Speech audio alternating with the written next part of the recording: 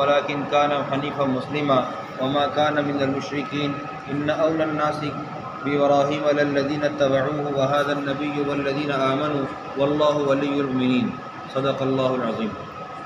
سورہ آل عمران کی آیت نمبر 66، 67 اور 68۔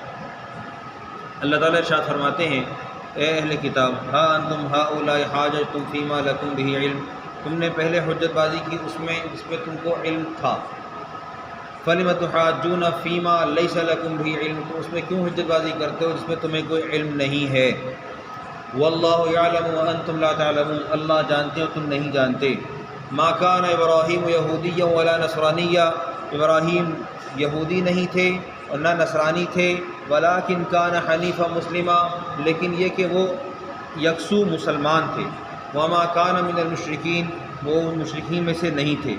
ان اول الناس بابراہیم، بے شک زیادہ حقدار لوگوں میں سے ابراہیم پر، للذین اتبعوہ، وہ لوگ ہیں جنہوں نے ان کی اتباع کی، وہذا النبی، اور یہ نبی ہمارے نبی، والذین آمنوا، اور وہ لوگ جو ایمان لائے، واللہ ولی المؤمنین، اور اللہ مؤمنین کا دوست ہے۔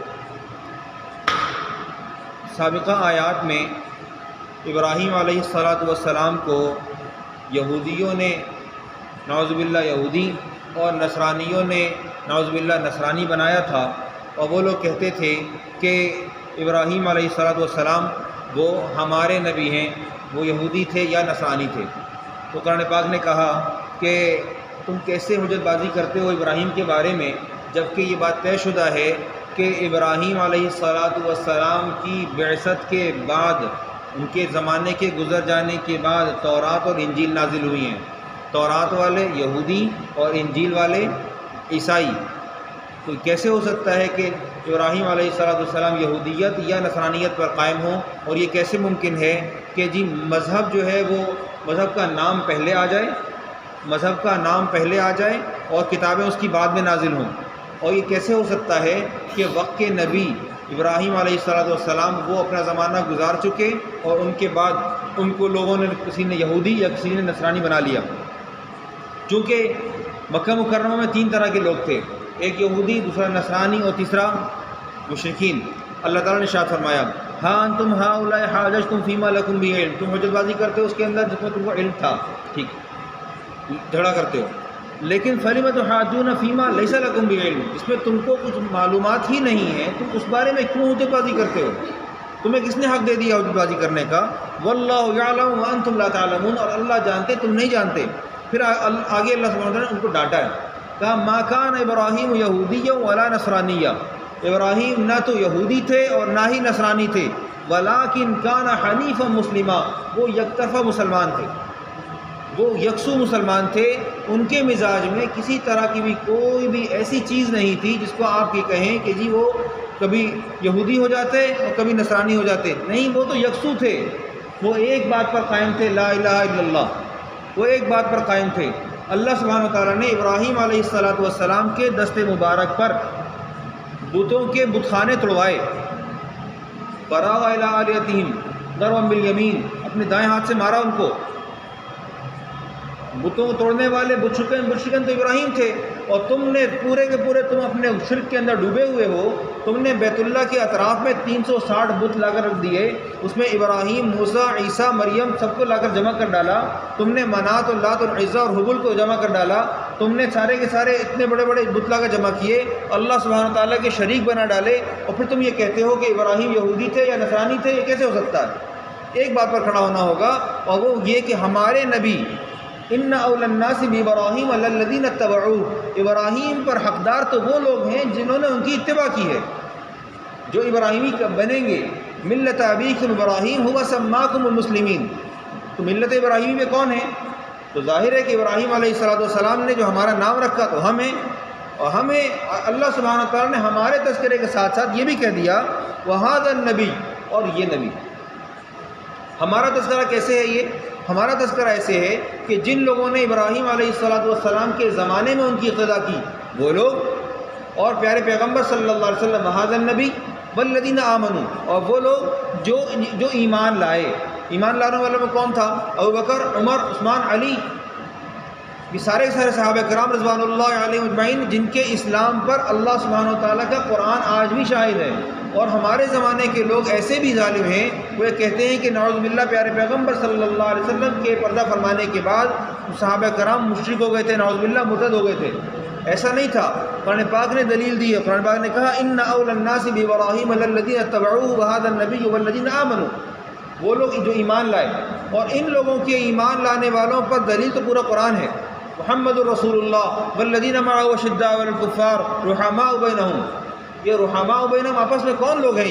یہ صحابہ کرام رضوان اللہ علیہ اجمعین کی وہ قیمتی جماعت ہے جس کی تربیت پیارے پیغمبر صلی اللہ علیہ وسلم نے خود کی تھی.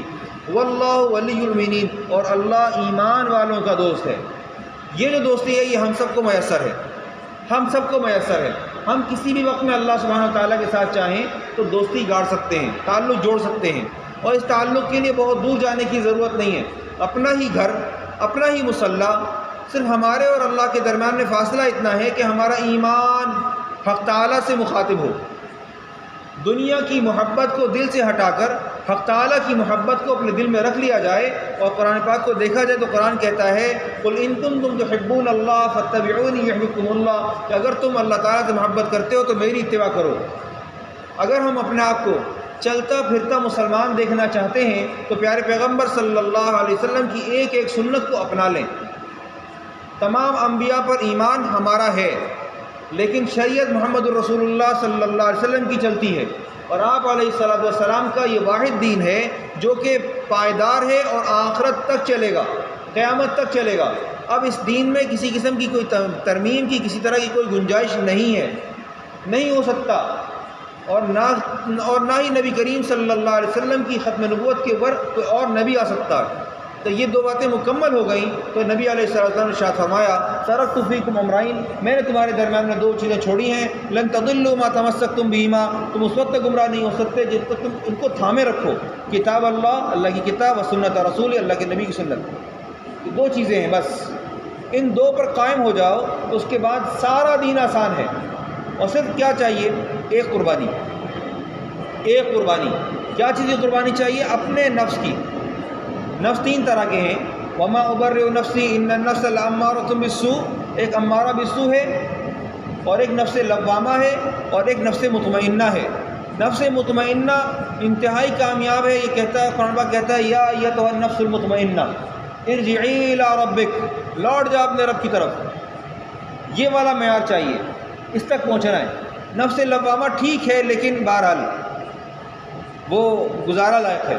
اور نفس امارہ یہ ہمارا وہ نفس ہے جو اس وقت ہمیں ہر آن ہر گھڑی اللہ سبحانہ و تعالیٰ سے دور کرنے پر تلا ہوا ہے اور شیطان کا حمایتی ہے. قرآن پاک کہتا ہے ثم لآتینہم من بین ایدیہم من خلفہم عن ایمانہم عن شمائلہم. ہم کیسے ایمان والے ہیں کہ ہم شیطان کے دھوکے کو پہچان نہیں پا رہے، جبکہ شیطان یہ کہتا ہے انی اخاف اللہ رب العالمین، میں اللہ رب العالمین ڈرتا ہوں. اور یہ بہت بڑا دھوکہ ہے کہ ہم اللہ رب العالمین سے ڈرنے والے لوگ گناہ کو کر کے یہ کہتے ہیں کہ اللہ غفور الرحیم ہے. شیطان ظالم ہے، عدو مضل مبین ہے. وہ کہتا ہے کہ انی اخاف اللہ رب العالمین، میں اللہ سے ڈرتا ہوں. اور ہمارا مسلمان یہ کہتا ہے اللہ غفور الرحیم ہے. گناہ کرنے کی جرأت کیسے ہوتی ہے؟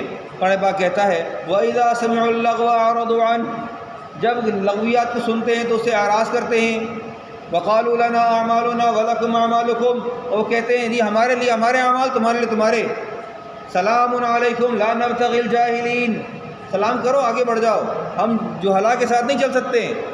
قرآن پاک نے کہا قالوا سلاما وَإِذَا خَاطَبَهُمُ الْجَاهِلُونَ قالوا سلاما، ان کو جاہل مخاطب کرتے ہیں کہتے ہیں السلام علیکم ورحمۃ اللہ. آپ کے لیے اپنا دین، ہمارے لیے ہمارا دین، لکم دینکم ولی دین. بہت آسان سا کام ہے. صرف قربانی چاہیے اس بات کی کہ میں جس دین پر کھڑا ہوں یہ دین بالدلیل ہے، بلا دلیل کے نہیں ہے. اور جس اللہ کو مانتا ہوں اس کو میں بلا دلیل کے مانتا ہوں. اول تو دلیل موجود ہے پوری کائنات، خود میری ذات، وفی انفسکم افلا تبصرون، تمہاری اپنی ذات، لیکن میں اللہ کو بلا دلیل کے مانتا ہوں. اللہ سبحانہ و تعالیٰ سمجھنے کی توفیق عطا فرمائے، کامل ایمان نصیب فرمائے. واللہ ولی المؤمنین. صدق اللہ.